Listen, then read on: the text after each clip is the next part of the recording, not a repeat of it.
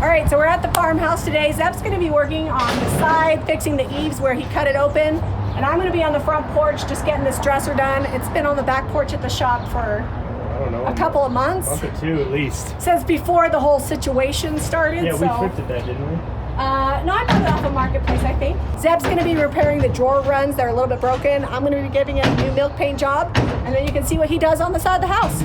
Okay, so I've decided to use old-fashioned milk paint in Summer Cottage. You can pick up the paint and products that we're using at jamirayvintage.com. I'm just mixing this up with 1 part milk paint to 1 part water.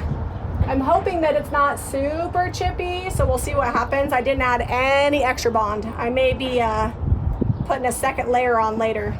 I'm just using a whisk to mix it up nice and good, and then we'll get it put on. It's always good if you use warm water and then wait for about 10 minutes after you mix it to let it really get to the right consistency.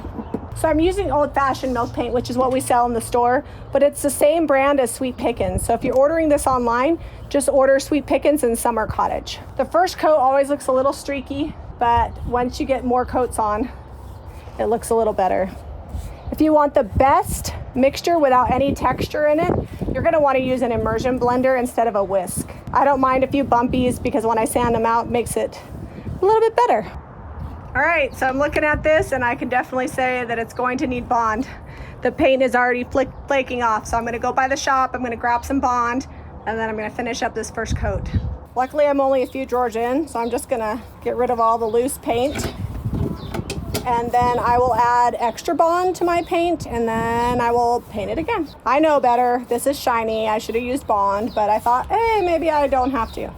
You could also use sandpaper, but this is so shiny. It's just all just flaking off. On this drawer, it didn't all chip off, so I'm just gonna remove what's loose and paint over the top for the next coat. Once you add bond, you only have a few hours, and then it will start thickening up, so only mix up what you need. You do 2 parts paint to 1 part bond. I always do a little bit less than that because I still want it to chip a little bit. Stir it in really good. I have to be careful because my jar is not very big, so I can't get too vigorous with the stirring. The bond will make it adhere better and chip less. Hopefully I still get some chipping, but don't want it all to chip off. All right, here goes nothing. We'll see what happens to this one. You can hear Zeb cutting wood in the background. I'm here because Zeb occasionally needs help lifting something, or when I'm waiting for paint to dry, I can work on the yard. It's good multitasking. If I'm at the shop, then I don't get to see Zeb all day, and I have to come help him when he needs to lift a beam.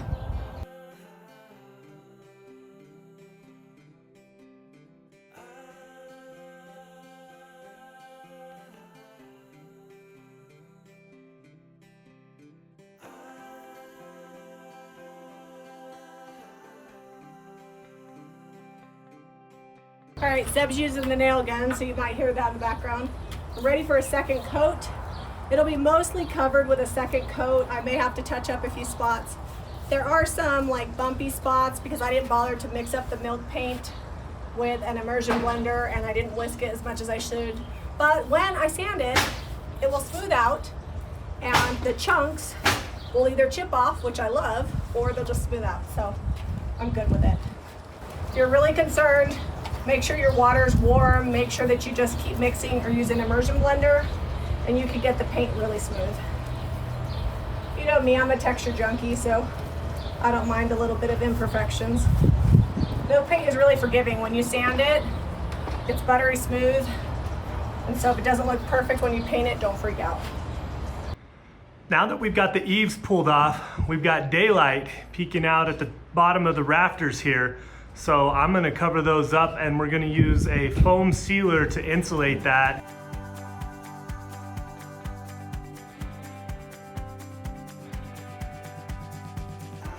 I'm just gonna be lining the outside where I cut the roof and the eaves off, and then from the inside, that's where I'm gonna be using the spray foam. So these don't have to be on here crazy because we're gonna shiplap over the top of this.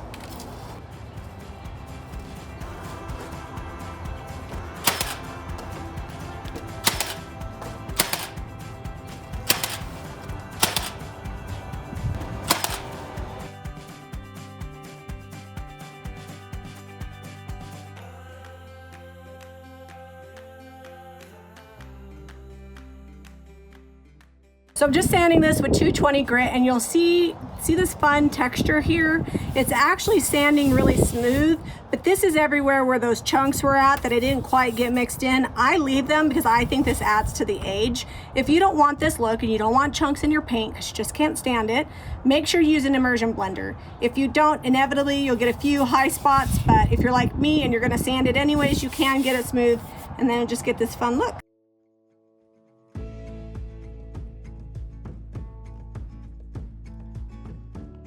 All right, so on the drawer slides, these are broken. It's just a little plastic piece. I'm gonna pop that off, and then I've got some new ones. So they're just a drawer track kit.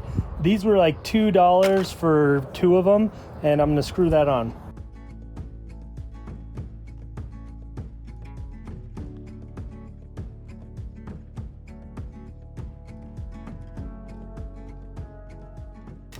When you get down to these curvy spots, you just gotta take your sandpaper and sand by hand.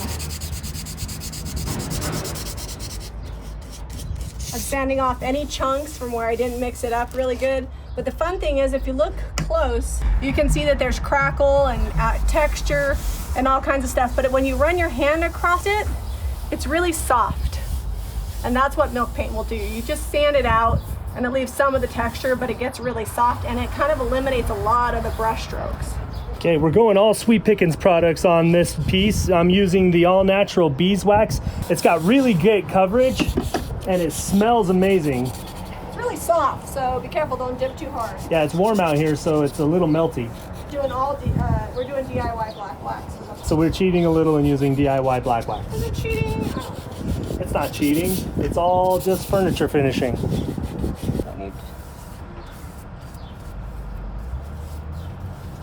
This is the piece that goes on the top. I don't think I even filmed myself painting this.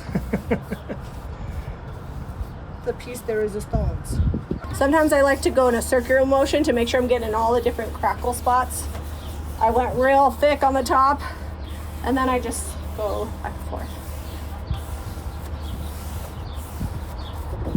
All right, so my hair is a hot mess. It has been super, super windy. I've got black wax here, and I'm coming with my JRV stencil brush and the DIY wax. You could also use the Sweet Pickins black wax too. I like to use the stencil brushes because they're little and I can get in the details without wasting a ton of wax. If you use a full-on wax brush, then you get the whole tip in the wax brush and you get on more than you actually need when you're detail waxing. So you can kind of see that I'm just wiping that back off.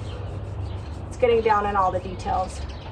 You kind of want to do it before the clear wax is all the way dry, and you work in sections and then wipe back. If you do the whole thing and then wait, it just doesn't come off and looks kind of dirty. You have to like work it in there, wipe a section off, and then you come back with the big wax brush and kind of pull it out. And every now and then I have to dip the big one in clear so I can pull it back. So that way it just like gets down in the cracks as opposed to like looking dirty.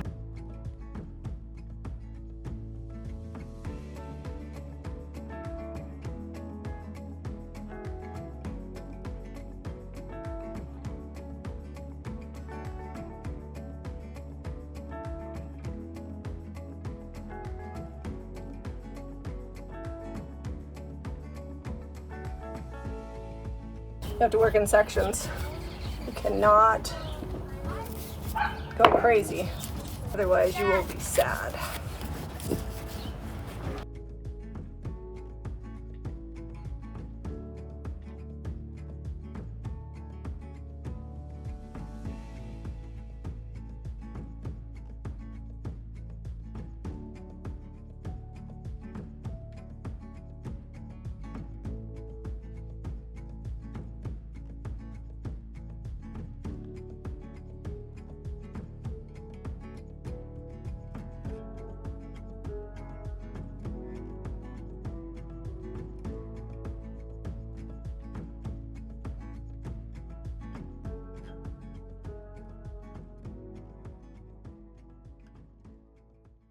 I've just got the Pennies from Heaven copper patina, and I'm almost dry brushing it onto the hardware to get kind of an aged look. and wiping it back a little. It's taking it from brass to kind of a coppery look, and then I'll come back with the dark wax. I could do a little shipwrecked on it, but I don't want them to be too fancy.